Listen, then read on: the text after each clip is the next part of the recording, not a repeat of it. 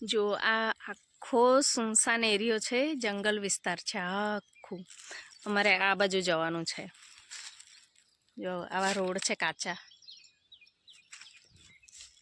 ને આ ડુંગર પર એક માતાજીનું સ્થાનક આવેલું છે.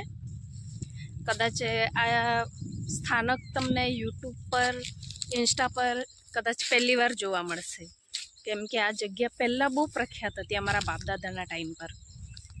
અત્યારે બધા ભૂલવા લાગેલા છે એમ. આ ડુંગરનું નામ લાખવી માતાનો ડુંગર, એટલે અમારા એમ દેશી ભાષામાં લાખોમાઈ માળીનો ડુંગર કહે છે, અને અહીંયા સ્થાનિક ભાષામાં લોકો લાખવી ડુંગરો એમ કહે છે. તો અમે લોકો હવે ચડવાની શરૂઆત કરેલી છે. જો રસ્તા એવું બી કંઈ નથી હે. પહેલાં બહુ સત હતું અહીંયા, પણ હમણાં ધીરે ધીરે લોકો આ ડુંગરને ભૂલવા લાગેલા છે. જો તમને હું અહીંના રસ્તા બતાવું. જુઓ, રસ્તા એ ખોવાઈ ગયેલા છે જાણે. આવી રીતે અમારે જવાનું છે. અમારા ભાઈ, ભાભી અને રૂહી એ લોકો આગળ જાય છે અને મેં પાછળ ચાલું છું. પહેલાં અમે નાના હતા ને ત્યારે અહીંયા લોકો આવતા એમ પબ્લિક દર દશેરાને દિવસે માતાજીની માટલી એવું મૂકવા આવતા. પણ હવે કોઈ જ નથી આવતું એમ. જાણે આ જગ્યા એમ જાણે બધા ભૂલાઈ જ ગયેલી છે. પણ બોલાતું એ નથી. ડુંગર ચડતો થાકી જવાયું છે. કા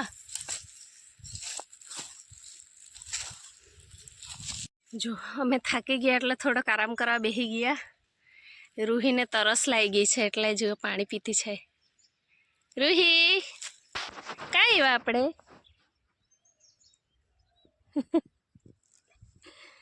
જો અહીંનું સીન જુઓ તમે ખાલી એમ નીચેનું. જુઓ આ ડુંગર પરથી દેખાતું આખું સીન છે. આ બાજુ અમારા ઘર છે એમ. અહીંથી આ બાજુથી આવ્યા.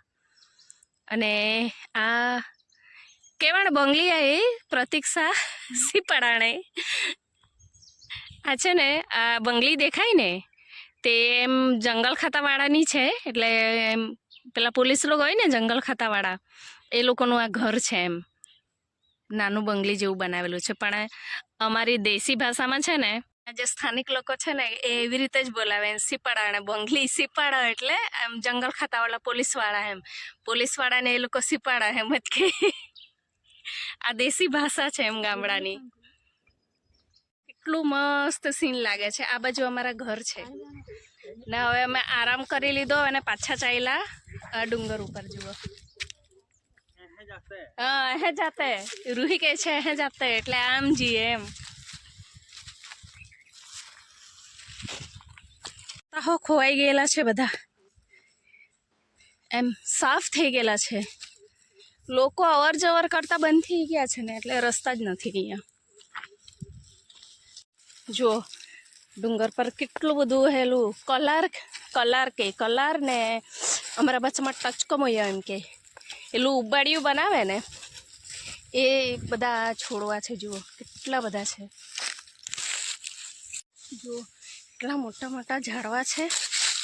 કેટલા ટાઈમથી મેં ડુંગર પર આવું કરતી હતી. એટલે કહેતી હતી કે મને, એટલે નાના હતા ત્યારે આવેલા કરવા, ત્યારથી આવેલા જ નહીં.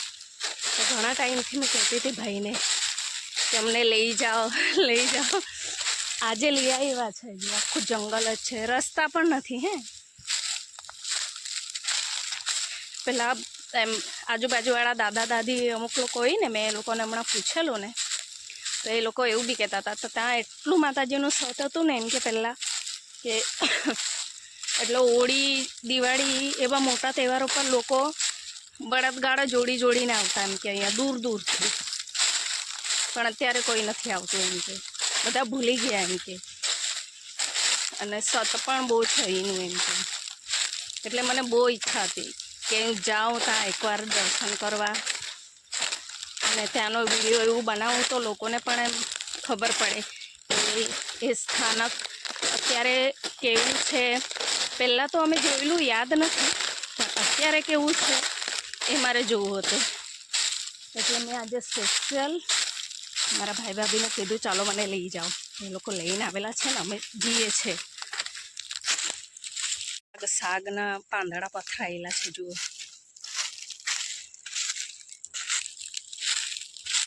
જુઓ અમે પહોંચી ગયા છે અહીંયા.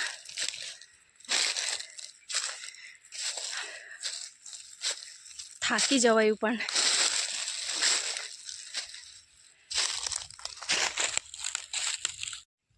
જો અમે અહીંયા પહોંચી ગયેલા છે. લાખી માતાનો ડુંગર છે. લાખોમાં માળી ડુંગર તરીકે ઓળખાય છે. થોડુંક આરામ કરીએ છીએ, બેસા છે એમ. પછી તમને આખું સ્થળના દર્શન કરાવું, તમને બતાવું કે અહીંયા આપણા આદિવાસી સમાજના લોકોનું કેવું દેવસ્થાન છે, એ લોકો કેવી રીતે પૂજાપાઠ કરે છે, આ બધે તમને બતાવું. અત્યારે પણ અમુક લોકો છે જે આ સ્થળ પર આવે છે એમ આપણા દાદા લોકોની ઉંમરના એ લોકો આવે છે અને અહીંયા પૂજાપાઠ કરે છે. જુઓ, હું તમને આખા જગ્યાના દર્શન કરાવું હમણાં. જુઓ, એમ રસ્તા એવું દેખાશે નહીં તમને.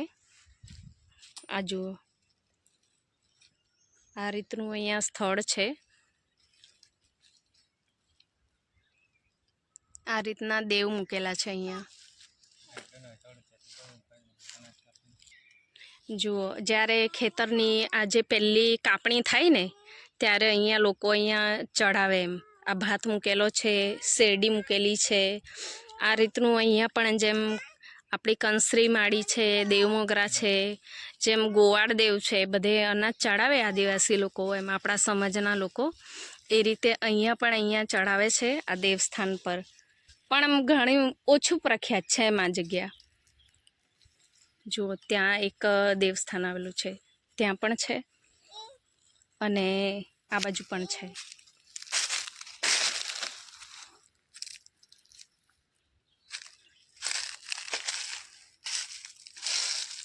આ એક છે ને આજુબાજુમાં ઘણે એમ નાના નાના એમ દેવનું આવા અવશેષો જેવું એમ બધું પડેલું છે.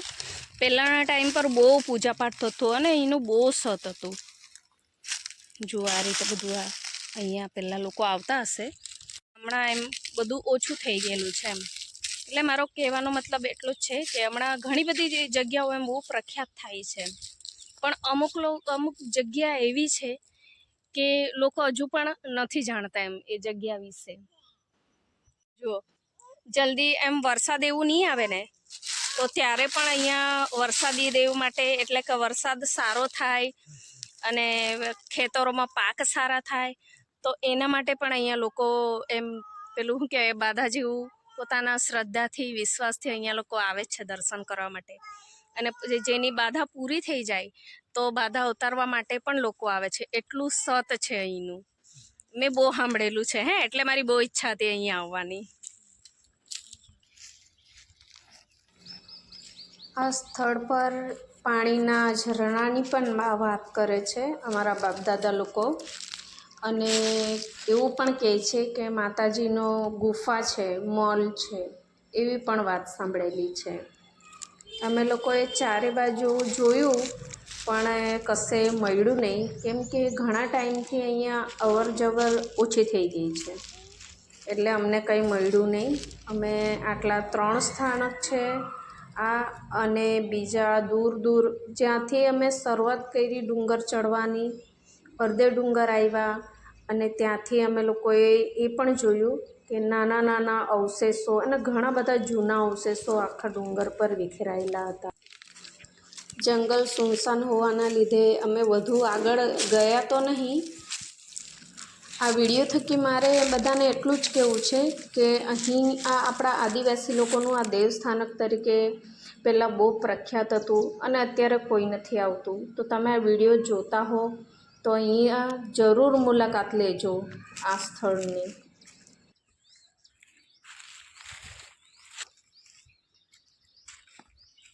જય જોહાર, જય આદિવાસી.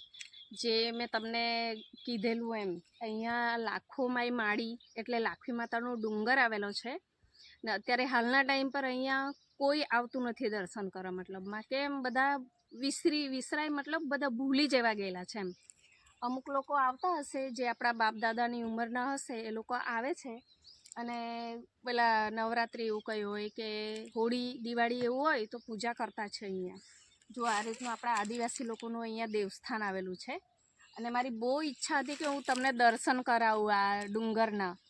તો મેં અહીંયા આખું સ્થળ તમને બતાવ્યું છે, દર્શન કરી લેજો. અને તમે જો આજુબાજુના હોવ તો અહીંયા એકવાર અહીંની મુલાકાત જરૂર લેજો. આ લાખોમાઈ માળીનો જે ડુંગર છે એ આપણા આજુબાજુના ગામડા છે, જે મતલબ તમે જો આ વિડીયો પહેલી વાર જોતા હો તો અહીંની મુલાકાત લેજો એમ. અહીંયા એક તો બેડવાણ આવે છે, વેલઝર આવે છે, ધજંબા આવે છે અને ચંડી કરીને ગામ આવે છે ને બીજો કાણા રેડી બસ ને આટલા ગામો આવે છે એટલે મને યાદ છે ત્યાં સુધી એમ. તો એકવાર આ ડુંગરની મુલાકાત જરૂર લેજો. અહીંયા મેં એવું પણ સાંભળેલું છે કે છે ને આ ડુંગર પરથી એક પાણીનું ઝરણું નીકળતું હતું પહેલાં એમ કે, ને અર્ધે સુધી જતું હતું ને પછી એમ ગાયબ થઈ જતું, એવું પણ સાંભળેલું છે. અને અહીંયા એટલું સત છે આ જગ્યા પર, આ સ્થળ પર, કે પહેલેના જે લોકો હતા ને એ લોકોને માતાજીના દર્શન પણ થતા. એવું કહે છે કે જે આજુબાજુના નીચે, જેમ કે આ જુઓ, આ નીચેના જે ગામડાઓ છે તો માતાજી એમ કે ઘોડે સવારી થઈને જ્યારે એમ નીકળે ને તો વ્હાઈટ કલરના ઘોડા હોય ને એમ કે ઘોડાનો એમ કે અવાજ સંભળાય, એમ કે પેલા ઘૂઘરા વાગે ને એ રીતનો અવાજ બી સંભળાતો એમ કે. ને આ ખરેખર સાચી વાત છે હે, કેમ કે મેં ઘણા વર્ષોથી આ વાત સાંભળતી આવેલી છું. જુઓ, હવે મેં તો પહેલી વાર જોયું છે આ પ્રકારના ફ્રૂટ છે કે શું છે નહીં ખબર, પણ અહીંયા જંગલમાં આ દેવસ્થાન પર આવેલા છે દર્શન કરવા, તો તમે આ પહેલી વાર જોયું. જો તમને ખબર હોય ને તો જરૂર જણાવજો આના વિશે. ને અહીંયા બહુ બધા ઝાડવા પર એમ બહુ બધા લાગી રહેલા છે. જુઓ, બતાવું તમને. જો આ બધા જંબુરક જેવા ખબર નહીં હું બહુ બધા લાગી રહેલા છે, મને તો કંઈ ખબર નથી. જો તમને કંઈક આના વિશે જાણતા હોય ને તો મને જરૂર કોમેન્ટ કરીને જણાવજો. હમણાં સિટીમાં કેટલી તંગી ચાલે છે, પેલા બાટલાની, ગેસના બાટલાની કેવી રીતે રાંધવું, આટલો ટાઈમ લાગે બાટલો આવતા. અને અહીંયા ગામડામાં જુઓ કંઈ ટેન્શન નહીં, કેટલા બધા લાકડા આવું બધું લઈ જઈને રાંધી ખાઈ લોકો. એટલે તો કેવું એમ ગામમાં રહેવાની મજા જ અલગ છે. અમે લોકો આજે ફરવા આવેલા છે ડુંગર બાજુ ઘણા ટાઈમ પછી. કિતના સુંદર જંગલ હે. હવે અમે ઘર તરફ જઈએ છે અને જતા જતા જંગલની મજા લેતા જઈએ છે. જો કેટલું મસ્ત સીન દેખાય છે અહીંયા ડુંગર પરથી. નીચેના ખેતરો દેખાય છે.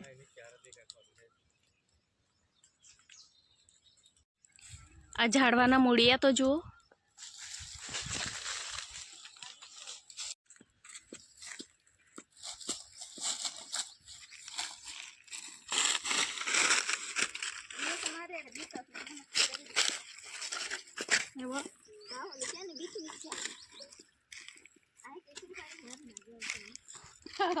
એટલે જ મારી જામ કર્યા પડતી.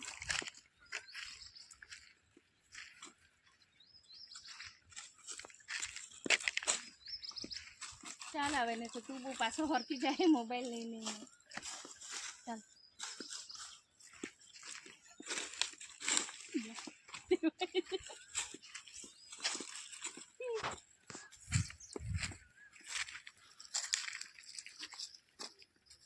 આવી દીધો એક આપણે.